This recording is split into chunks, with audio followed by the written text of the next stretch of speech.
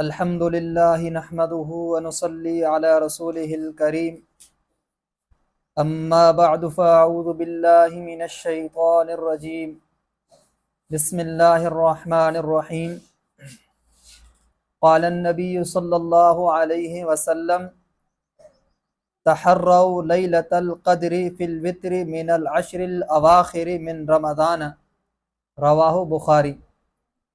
صدق اللہ العلی العظیم وصدق رسولہ النبی الصادق الامین۔ محترم سامعین حضرات، آج ہم آپ حضرات کے سامنے اعتکاف کے فوائد اور اعتکاف کے متعلق چند مسائل کا بیان کریں گے۔ اعتکاف کے فوائد میں سے ایک اہم ترین فائدہ یہ ہے کہ جو شخص اعتکاف میں بیٹھتا ہے اس کے لیے لیلۃ القدر کی تلاش کرنا آسان ہو جاتا ہے، اس لیے کہ اعتکاف کرنے والا شخص اپنے اہل و عیال کو چھوڑ کر، اپنے کام کو چھوڑ کر اللہ کی عبادت کے لیے خود کو فارغ کر کے آتا ہے، تو اس کے لیے رات کو بیدار رہنا اور عبادت کرنا آسان بن جاتا ہے۔ اور چونکہ لیلۃ القدر کا جو علم ہے، اس کی جو تعیین ہے، اس کو مخفی رکھا گیا ہے کہ یہ کون سی رات ہے، یہ کسی کو نہیں پتہ، کوئی نہیں جانتا کہ کون سی رات ہے لیلۃ القدر کی۔ اور اس میں حکمت بھی یہی ہے کہ تاکہ لوگ رات کو جاگیں، ہر رات کو لیلۃ القدر سمجھ کے اللہ کی عبادت کریں۔ اور اللہ کے رسول صلی اللہ علیہ وآلہ وسلم کا ارشاد ہے، تحروا لیلۃ القدر فی الوتر من العشر الاواخر من رمضان، کہ رمضان کے آخری عشرے کی طاق راتوں میں لیلۃ القدر کو تلاش کرو۔ اس سے معلوم ہوتا ہے کہ لیلۃ القدر کی جو رات ہے رمضان کے آخری عشرے کی طاق راتوں میں سے کوئی ایک ہے۔ اور ظاہر ہے جب کوئی اعتکاف میں بیٹھے گا تو اگر طاق راتوں کو جاگ کر کے عبادت کرے گا، دعائیں کرے گا، تو اس کے لیے لیلۃ القدر کی تلاش آسان ہو جائے گی اور امید ہے کہ وہ لیلۃ القدر کو پالے گا۔ دوسرا فائدہ اعتکاف کا یہ ہے کہ اعتکاف بیٹھنے والے کو تہجد، شب بیداری، تلاوت، توبہ اور استغفار کے مواقع میسر آتے ہیں۔ ظاہر ہے کہ جب اعتکاف میں عبادت کی نیت سے بیٹھے گا تو رات کو عبادت کرے گا، تھوڑا وقت سو کر کے اٹھے گا، تہجد پڑھے گا، اور یہ تہجد کی نماز وہ عظیم ترین نماز ہے، وہ اہمیت والی نماز ہے کہ حضرت شیخ جنید بغدادی رحمۃ اللہ علیہ کا جب انتقال ہوا، جو بہت بڑا ولی تھا، جو بہت بڑا متقی اور پرہیزگار تھا، کسی نے خواب میں دیکھا، پوچھا کہ بتائیے اللہ نے آپ کے ساتھ کیا معاملہ کیا؟ تو حضرت جنید بغدادی رحمۃ اللہ علیہ نے فرمایا کہ بڑے بڑے واعظ و نصیحت کیے، بڑے بڑے لوگوں کو راہ راست پر لایا، بہت سارے لوگوں نے ہمارے ہاتھوں پر گناہوں سے توبہ کی، یہ سب کچھ ہمارا رائگان چلا گیا، جو ہماری بخشش ہوئی، جو ہماری نجات کا ذریعہ بنے، وہ رات کے آخری پہر میں چھوٹی چھوٹی رکعتیں جو ہم پڑھا کرتے تھے، جن کا علم فقط اللہ کو تھا اور جن کا علم ہمیں اور اللہ کے سوا کسی کو نہیں تھا، ان رکعتوں کی وجہ سے اللہ رب العالمین نے ہماری بخشش کر دی۔ تو یہ اتنی قیمتی رکعتیں ہیں، اور یہ رکعتیں ان لوگوں کو میسر آتی ہیں، ان لوگوں کو نصیب ہوتی ہیں جو اعتکاف میں بیٹھتے ہیں۔ اسی طرح اعتکاف کے فوائد میں سے ایک فائدہ دنیا سے بے رغبتی، اللہ کی طرف توجہ اور یکسوئی اور اللہ کے ذکر کی توفیق ملنا، اور یہ وہ کام ہے جن سے انسان کا دل اللہ کی طرف متوجہ ہوتا ہے، اور انسان کے دل میں اللہ کی محبت، اللہ کا عشق اور اللہ کی طرف یکسوئی پیدا ہوتی ہے، جو یقیناً انسان کے لیے نجات کا ذریعہ ہے۔ ان فوائد کے علاوہ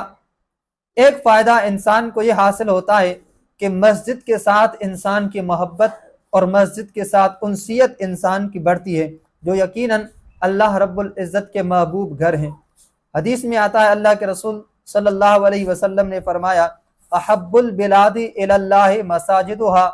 وابغض البلاد الی اللہ اسواقها، او کما قال النبی صلی اللہ علیہ وسلم، کہ شہروں میں سب سے زیادہ پسندیدہ جگہیں اللہ کو مسجدیں ہیں، اور سب سے زیادہ مبغوض جگہیں بازاریں ہیں۔ تو جو اللہ کی محبوب جگہ ہے مسجد، اس کے ساتھ انسیت اور محبت پیدا کرنے کا ایک ذریعہ اعتکاف کرنا ہے۔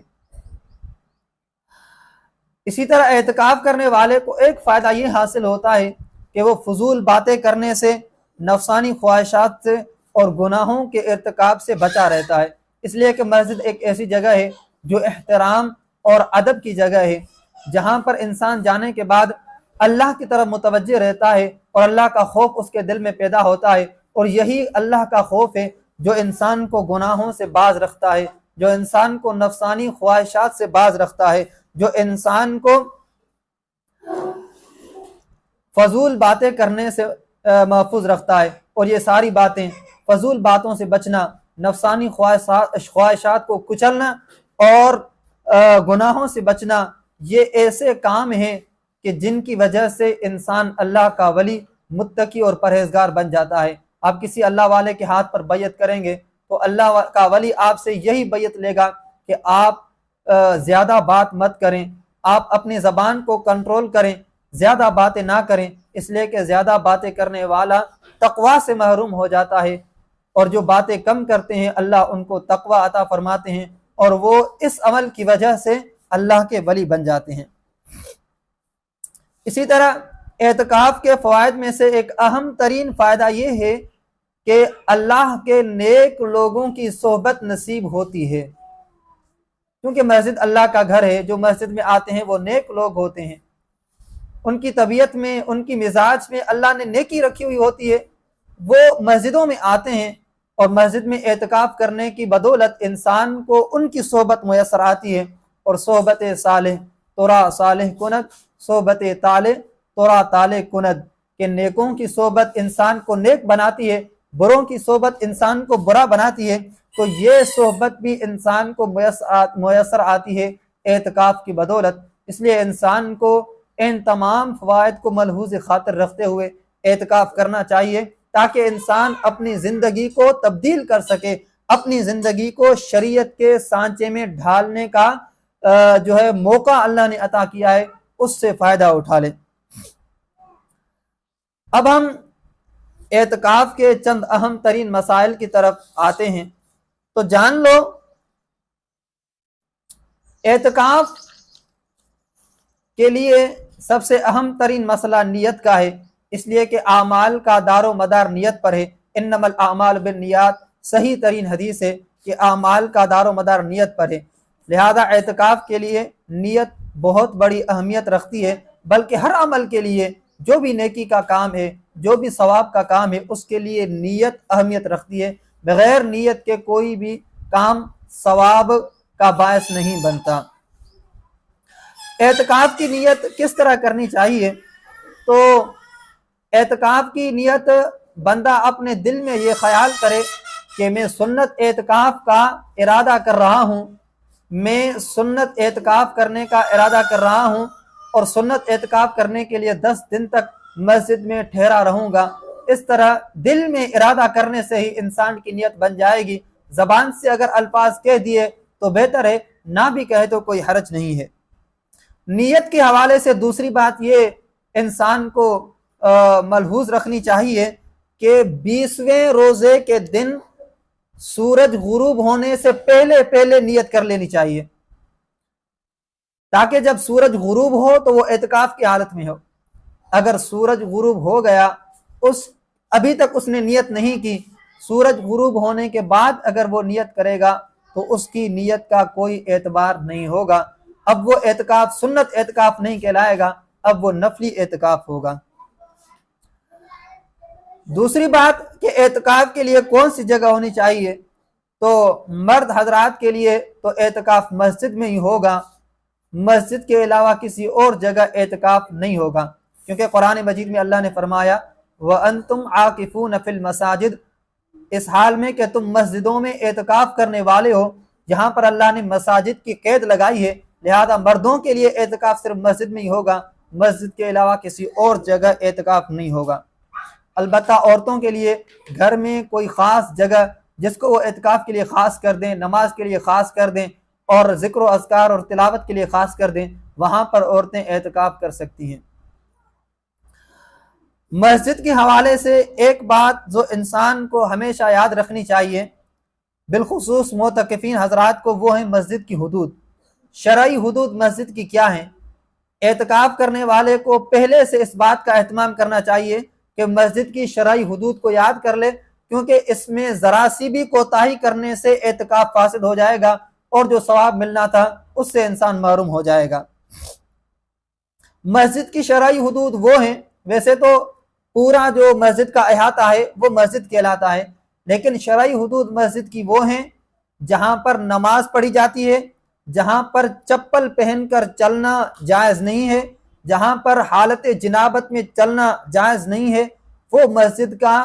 حصہ ہیں، شرعی حدود میں داخل ہیں۔ یا پھر جو مسجد کا بانی ہے، جو مسجد کی کمیٹی اور انتظامیہ ہے، اس سے معلوم کر لیا جائے کہ مسجد کی کتنی حدود ہیں، کون سی حدود ہیں، بلکہ مسجد کمیٹی کو، مسجد کی انتظامیہ کو اعتکاف کے دن سے 1-2 دن پہلے شرعی حدود جو مسجد کی ہیں ان کا تعین کر لینا چاہیے کہ بھائی یہاں تک مسجد کے حدود ہیں، یہاں سے آگے معتکفین حضرات نہ جائیں، تاکہ انسان کسی طرح کی کوتاہی کرنے سے باز رہے۔ عام طرح مسجد کے حدود میں جو چیزیں داخل ہوتی ہیں وہ مسجد کا محراب ہے، مسجد کا اندرونی حال ہے، مسجد کا برآمدہ ہے، مسجد کا صحن ہے اور مسجد کی جو چھت ہے۔ لیکن مسجد کی چھت پر جانے کے لیے اس بات کا خیال رہے کہ جو راستہ چھت پر جاتا ہے وہ مسجد کے اندر ہی سے جائے، عین مسجد سے ہو کر جائے تو مسجد کی چھت پر جانا درست ہے۔ لیکن اگر مسجد کی چھت پر جانے کے لیے راستہ عین مسجد سے الگ ہے، مسجد سے باہر جاتا ہے، تو پھر اس راستے سے گزر کے چھت پر جانا، اس سے اعتکاف ٹوٹ جائے گا اور اعتکاف فاسد ہو جائے گا۔ اور یہی حکم میں مسجد کی بالائی منزلوں کا کہ اگر کوئی مسجد 2 منزلہ 3 منزلہ ہے یا اس سے زیادہ منزلوں والی مسجد ہے تو ان منزلوں پر جانے کے لیے ضروری ہے کہ جو راستہ جاتا ہے وہ عین مسجد کے اندر ہو، مسجد سے خارج اور مسجد سے باہر نہیں ہونا چاہیے۔ اور عام طور پر جو مسجد سے جگہیں خارج ہوتی ہیں مسجد کی حدود سے، وہ ہیں جیسے وضو خانہ ہے، غسل خانہ ہے، واش روم ہے،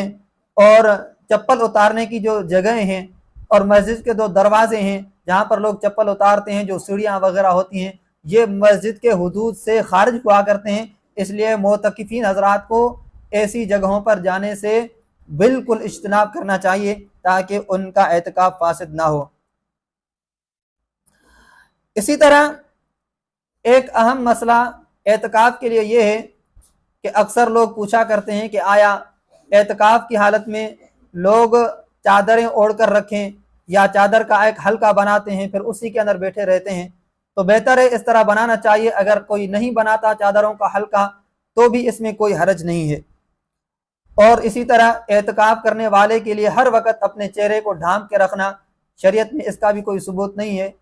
اس طرح کرنا اور جو ہے اس کا کوئی بھی اصل نہیں ہے۔ اگر کوئی نہیں کرتا تو اس میں کوئی حرج نہیں ہے۔ بعض لوگ اس کو برا سمجھتے ہیں کہ جو لوگ اپنے چہرے کو نہیں ڈھانپتے۔ اور آخری بات کہ سنت اعتکاف کے لیے روزہ ضروری اور لازمی ہے۔ اگر کسی عذر کی وجہ سے اعتکاف کے دوران کسی نے روزہ چھوڑ دیا یا پھر کسی عذر کی وجہ سے روزہ اس نے توڑ دیا تو اعتکاف فاسد ہو جائے گا،